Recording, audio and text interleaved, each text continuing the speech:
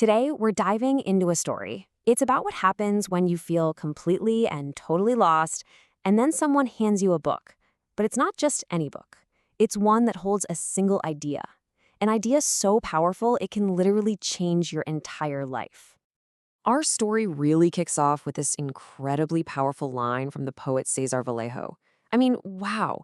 It just perfectly captures that deep, gut-wrenching feeling that maybe, just maybe, you started the race of life a few steps behind everyone else. Like something fundamental was just off right from the get-go. And you know that feeling? It leads to a question I think we've all asked ourselves, right? It feels like everyone else is walking around with a secret set of instructions, a handbook for life that you just never got in the mail. And you're left standing there thinking, okay, what do they know that I don't? So let's meet the main character in our story. Picture this. He's in his mid-30s, and to put it mildly, he's adrift. He's pessimistic, totally unmotivated, and just kind of wandering through life with no real direction at all. So one day, at his wit's end, he finally opens up to a friend, a guy named Dr. Mike Kilbrew. And his friend doesn't give him some complicated 10-step plan. Nope, he just listens. And then he recommends a book. That's it. A single, simple book. But here's the thing. Getting the book wasn't the magic fix. Not even close. In fact, it was just the start of this massive internal battle, a real tug of war between his deep-seated skepticism and this growing, quiet desperation inside him. You can just imagine the conflict brewing in his head. On one side, you've got this cynical voice saying, ugh, self-help? That's for weak, gullible people. I can figure this out on my own. But then on the other side, there's this little whisper of hope saying, but maybe, just maybe, this could help me make more money. And then maybe I'll finally be happy. I'm for a long, long time, guess which side won. Skepticism. The book, which was Napoleon Hill's The Master Key to Riches, just sat on his shelf. The potential answer, the key, was literally right there, but it just sat, untouched, gathering dust while he stayed stuck. But you know what? Desperation can be a powerful motivator. And that brings us to the moment where things finally started to shift, when that dusty old book gets picked up and becomes the spark that's about to light a huge fire. Now, he cracked that book open thinking he was going to find some secret to getting rich, but what he found was so much more valuable. See, the real point of the book wasn't to fill his pockets. It was to ignite his mind with something he'd never really had before, genuine self-motivation. And the power of that internal shift? It was staggering. Get this, within a single year, his income doubled. Doubled. And the craziest part? Nothing on the outside had changed. Not his job, not the economy. The only thing that changed was his own mind.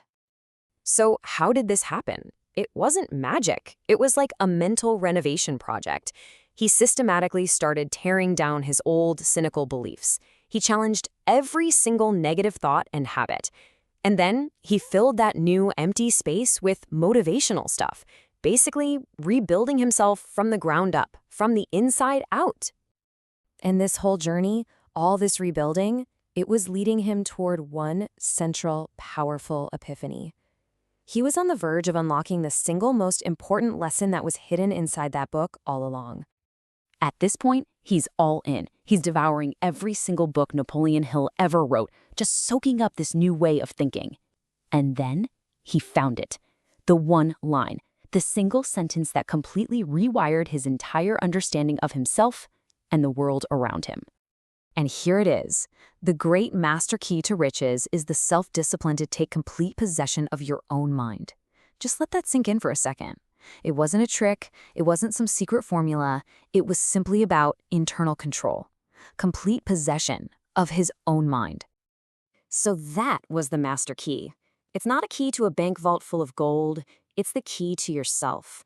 It's the self-discipline to actually direct your thoughts, to choose what you believe, and to set your own course, instead of just letting your mind run wild like an untrained animal. And this, right here, brings us to the most important part of this whole thing. Because this story isn't just about one guy finding one book. It's about the search that every single one of us is on, the search for our own personal instruction manual. Now look, Napoleon Hill might not be your key, and that's totally okay.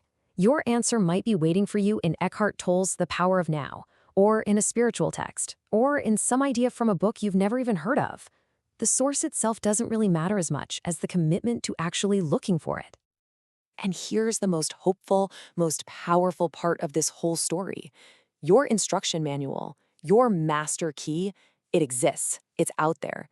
And the amazing truth is that it tends to show up the very moment you're truly ready to start looking for it.